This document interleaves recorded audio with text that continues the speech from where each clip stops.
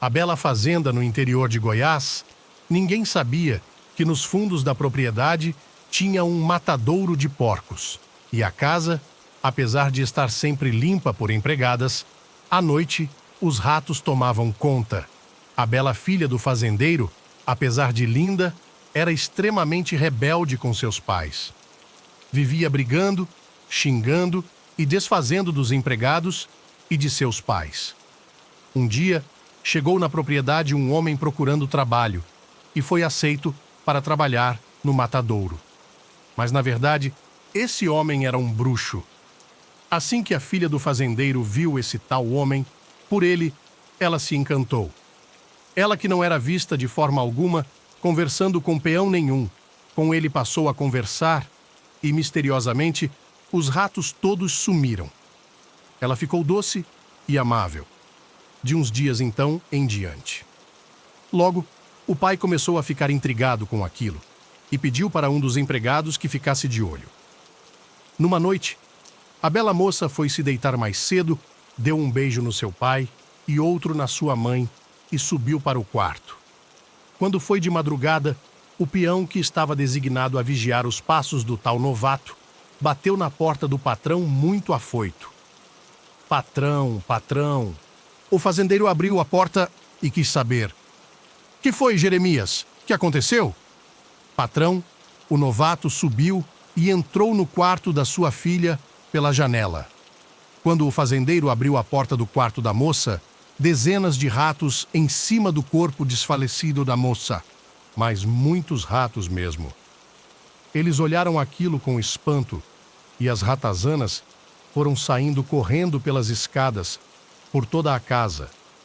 A moça estava morta, sem saber como e o porquê ela estava morta. E provavelmente os ratos já estavam prontos para devorá-la. Dizem que o pai enlouqueceu tempos depois. A mãe foi embora para outra cidade. A fazenda nunca mais foi a mesma, nem nunca mais se viu aquele misterioso homem. Durante o dia, o Jairo é um grande fazendeiro, cuidava das suas plantações e dos seus animais, tinha hectares de terras para cuidar. Jairo era casado Josefa, uma linda esposa que também teve um lindo casal de filhos. Josefa deixava os filhos próximo ao portão, pois o ônibus passava e levava os filhos para a escola. E assim, a mesma voltava para a fazenda para ajudar o seu marido Jairo. A fazenda contava com muitos funcionários, tanto que Jairo, sendo um homem com dinheiro, construiu pequenos casebres para os funcionários para que não precisassem voltar o longo caminho de volta para suas casas. Quem tinha família maior, claro que a casa era maior, senhor Jairo não cobrava aluguel de ninguém, muito menos água ou luz. Ele queria sempre os funcionários felizes, e os funcionários sempre gostavam do senhor Jairo, pois tinham tudo de que precisavam, até o salário era razoavelmente alto.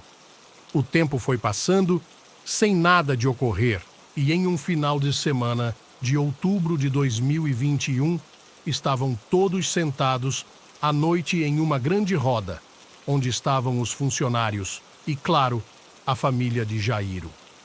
Estavam todos conversando, bebendo, curtindo a noite, pelo menos uma vez no mês.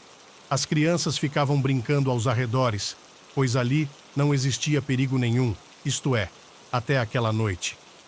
As crianças se afastaram um pouco mais e ninguém tinha percebido isso. E por volta das 22 horas, que foi percebido que as crianças não estavam mais presentes no local. Neste mesmo momento, foi ouvido ao longe um grande uivo grotesco, assustando a todos. Os animais da fazenda ficaram todos muito assustados com aquilo. Mas que rapidamente todos se levantaram procurando por seus filhos. Começou ali um alvoroço, todos ali gritando e chamando seus filhos, que logo apareceram, pois estavam todos na brincadeira na fazenda de se esconder. Esconde, esconde. De imediato, todos ali presentes se recolheram para suas casas o mais rápido possível, e no meio da plantação pôde-se ver algo grande se aproximando. Todos viram aquilo se aproximando. Saindo de dentro da plantação, olharam melhor. E aquele ser tinha os olhos vermelhos na cor de fogo e andava em 4 patas. Quando aquilo se aproximou da fogueira, puderam realmente ver o que era na verdade. Com as chamas altas, puderam perceber que era um animal muito peludo. Os olhos eram muito bem vistos agora, uma boca bem grande e que mostravam os seus dentes bem afiados e grandes. As patas eram enormes. Aquele ser se aproximou da fogueira, onde tinha carne sendo assada. E talvez aquele cheiro tivesse despertado a fome naquele animal. Todos, em suas casas, ficaram observando da janela de suas casas aquele ser se deliciando e comendo toda a carne que ali estava. Mesmo assim, estavam todos amedrontados com aquele animal gigantesco. Depois ter terminado a sua janta, aquele monstro peludo começou a caminhar pela fazenda, desta vez fazendo uma visita em cada uma das casas. Passava em frente de suas portas, cheirava e ia embora. E todos em suas casas, com medo, não faziam nenhum barulho sequer. Naquela noite, ninguém mais saiu de suas casas e muito menos conseguiram dormir por causa do pavor que sentiram. Quando finalmente amanheceu e ainda assim com receio e medo, conseguiram sair. E perto de onde estava a fogueira, puderam ver as marcas das patas. Patas essas que não poderiam ser de um cachorro, mas sim de algo sobrenatural que os visitou naquela noite. A partir daquela noite em diante, nunca mais se juntaram para ficar muito tempo conversando em volta da fogueira. E quando o fazem, agora estão bem armados com armas. Porém, o medo ficou guardado em suas lembranças daquele ser. Tomem muito cuidado ao se juntarem em uma roda de fogueira e ficar batendo papo. Pode ser que ele acabe fazendo uma visita a vocês.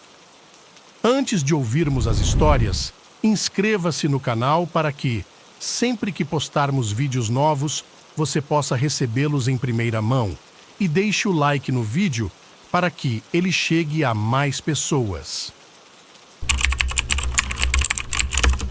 Eu tinha uns 10 anos na época. Estávamos muito felizes em mudarmos para nossa nova casa. Meus pais decidiram fugir da correria do centro da cidade e compraram um sítio no interior de São Paulo. Nossa família era constituída de meus pais, minha irmã de 8 anos, eu de 10 anos, meu irmão caçula de 3 anos e minha avó, mãe de meu pai. Já bem velhinha, andava com dificuldade e era de poucas palavras. Ela passava todo o tempo sentada na sua cadeira de balanço com seus rolos de linha fazendo crochê. E tínhamos TB, nosso cachorro, o Bob. Meu pai antes arrumou escola para todos nós e naquele dia nos instalamos na casa. Ao passarmos por aquela porteira, eu senti que havia algo errado. Não sei explicar, o ar parecia pesado. Apesar de ser um lugar antigo, tudo estava muito bem reformado como novo. Jardim e gramas muito bem cuidados. A casa era bem grande. Escolhemos nossos quartos, todos estávamos muito alegres. A cadeira de balanço de nossa avó ficou na sala perto de uma grande janela que dava para o jardim. Assim que nos instalamos, passamos eu, meus irmãos e Bob a explorar o grande terreno que circundava a casa. Havia muitas árvores frutíferas, flores e plantas. Goiabeiras, mangueiras, coqueiros, pitangueiras. Havia também, bem afastado da nossa casa, uma espécie de celeiro, onde se guardavam montes de coisas velhas e ferramentas, entre outros objetos. Quando adentramos naquele local e começamos a olhar as coisas velhas que ali havia, nosso cachorro Bob empacou. Não quis entrar por nada. Não passou da porta. Latia o tempo todo e ficava do lado de fora abanando o rabo e por ora com o mesmo entre as pernas. Começaram a acontecer coisas estranhas. Minha mãe encontrava os armários abertos quando jurava que estavam fechados. As coisas sumiam e apareciam misteriosamente. Minha mãe dizia que sentia-se observada por vezes. À noite eram barulhos de panelas, como se alguém estivesse cozinhando e utilizando a cozinha. E quando iam olhar, estava tudo intacto e sem ninguém no local. Meu cachorro, cada vez mais arredio. Nem em casa ele queria mais entrar. Até que um dia, veio uma moça da redondeza para ajudar minha mãe nos serviços de casa.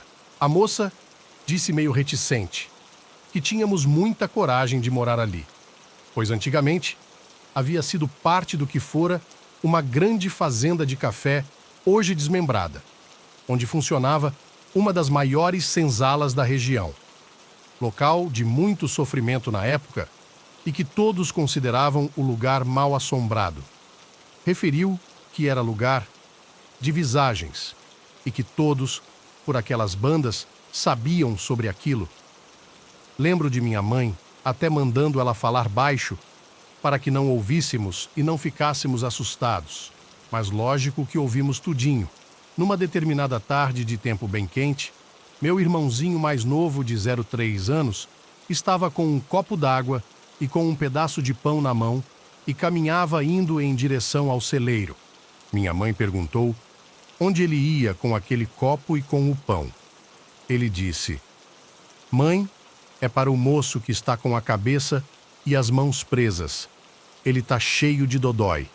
Ele disse que está com fome e pediu água." Minha mãe o colocou para dentro de casa na hora. Minha avó começou a ficar inquieta, a perder o sossego, a não dormir à noite, dizendo ao meu pai que queria sair dali. Por vezes, ficava agitada e punha-se a rezar com seu terço, balançando vigorosamente em sua cadeira. Dizia que em determinadas noites via um homem negro a cavalo com uma tocha na mão rondando a porteira do sítio. Meu pai não levava nada a sério do que lhe contavam. Numa noite, já bem tarde, acordei com meu irmãozinho dormindo ao meu lado na minha cama. Ele nunca havia feito aquilo, mas deixei. De manhã, ele falou que não conseguiu dormir, pois tinha ao lado de sua cama uma velha lavando roupas e um negro fumando charuto. Contei para minha mãe. Ela já estava assustada com tudo aquilo. De vez em quando, de madrugada, acordávamos com trotar de cavalos em nosso quintal e muitas vozes, e quando meu pai saía para olhar, encontrava o mais profundo silêncio. Ao final de uma tarde de domingo, quase às 18 horas, estávamos à mesa da cozinha, lanchando, quando ouvimos todos ao mesmo tempo o choro de um bebê recém-nascido. Um choro forte e nítido que parecia estar dentro do cômodo em que estávamos. Ninguém entendeu nada. Ficamos ali estáticos ouvindo aquilo. Meu pai pálido feito papel e mudo. Foi quando minha avó, com uma rapidez incrível, levantou-se, nunca tinha visto a velha andar tão rápido e ser tão ágil, pegou um copo com água e colocou sal. Começou a jogar aquela água nos cantos do cômodo enquanto dizia: "Eu te batizo em nome do Pai, do Filho e do Espírito Santo." Ao fazer aquilo, as portas dos armários da cozinha abriam e fechavam bruscamente, assim como ao mesmo tempo em que as janelas e a porta do cômodo batiam com uma ventania que parecia vir do chão. Enquanto todos nós chorávamos assustados, vendo e sentindo aquilo, e minha mãe nos abraçava, TB chorando, mas tentando nos acalmar. Minha avó repetia a oração firme e continuava jogando a água pelos cantos e repetindo aquelas palavras quase aos gritos. Até que o choro do bebê cessou, minha avó se benzeu, lavou as mãos e sentou-se novamente à mesa, dizendo calmamente: "Batizei o pagãozinho, ele está em paz agora." Meu pai, naquela mesma hora, juntou toda a família, colocou-nos no carro e tratou novamente de voltar à cidade. Nem ele quis ficar mais ali, depois do ocorrido, colocou à venda novamente o sítio e nunca mais lá voltamos. Isto realmente aconteceu com minha família. Até hoje, todos já adultos, meus pais já idosos, evitamos falar no assunto. Ficou meio que proibido tocar neste assunto em casa